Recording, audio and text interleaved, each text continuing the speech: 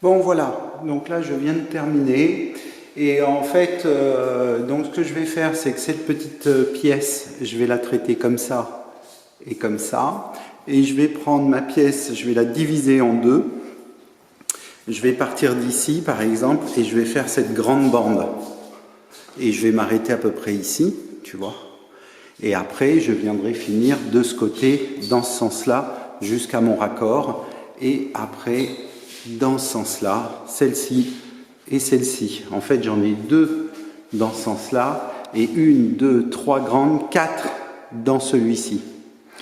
Voilà. Donc, quand tu vas commencer à poncer ta bande, tu vas commencer d'abord, je te fais voir avec le papier. Imagine que ça, c'est le diamètre de la girafe. Donc, ce que tu vas faire, c'est que tu vas te mettre dans l'axe de ton rebord et tu vas avancer et dans un sens et dans l'autre, ici pareil. Donc ce qui va se passer, c'est que si tu prends la largeur de ça, ça s'arrête ici, et si tu prends la largeur de ça, tu vois, ça s'arrête ici. Toute cette bande du milieu ne sera pas poncée. Donc tu commences par celle-ci et celle-ci, et après tu reviens au milieu, aplanir la différence entre ça et ta bande est poncée. Voilà. Donc ce qu'il ne faut pas, c'est passer un coup, deux coups, trois coups, quatre coups. Ça ne sert à rien. Adapte ta vitesse à ce que tu dois enlever. Et quand tu descends, ton œil se met à ton travail. Au résultat, tu vois ton résultat tout de suite. Si ton résultat n'est pas bon, tu ralentis un petit peu. Si tu vois que tu en enlèves trop, tu accélères. Tu fais celle-ci, pareil pour celle-là, et pour le milieu, tu as tendance à aller quand même plus rapidement parce que tu n'as pas grand-chose à enlever, tu as à peu près 5 cm, et c'est à planir ici et ici.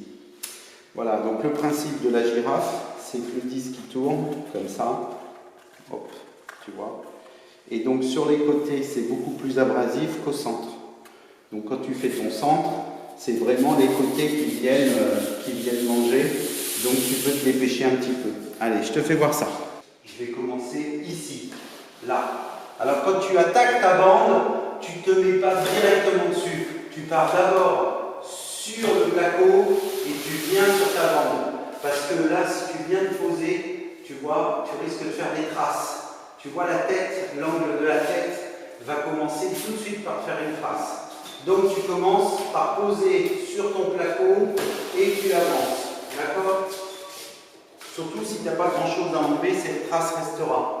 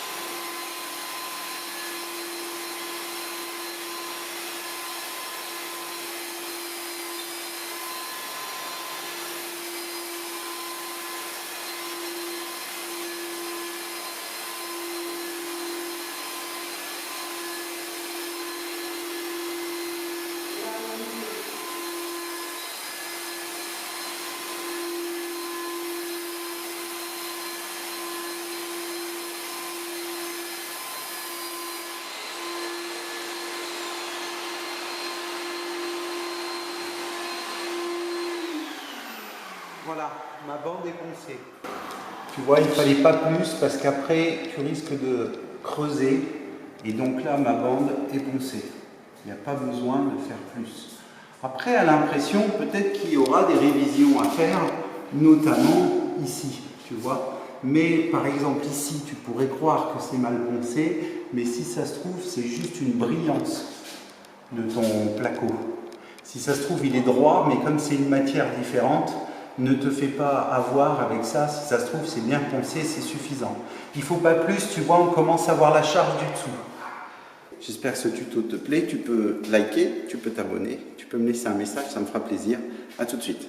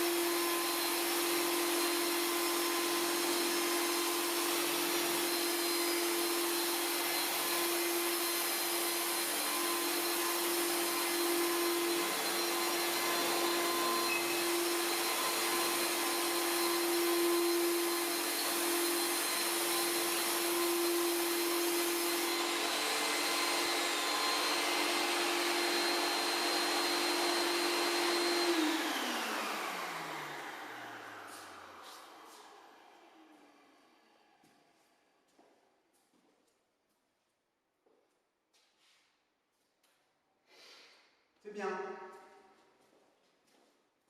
Bon, voilà, je te fais voir. Donc voilà la bande. Donc c'est pas mal.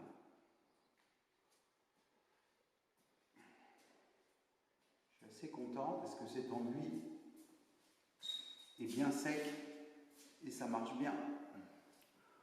Voilà, donc mon plafond est poncé. Là, tu t'aperçois que je n'ai pas démonté les plafonniers. Eh bien, il y a une raison, c'est parce que je ne peux pas. Je n'ai pas le droit. Il y a la maison qui est en étanchéité à l'air et le test n'est pas encore fait.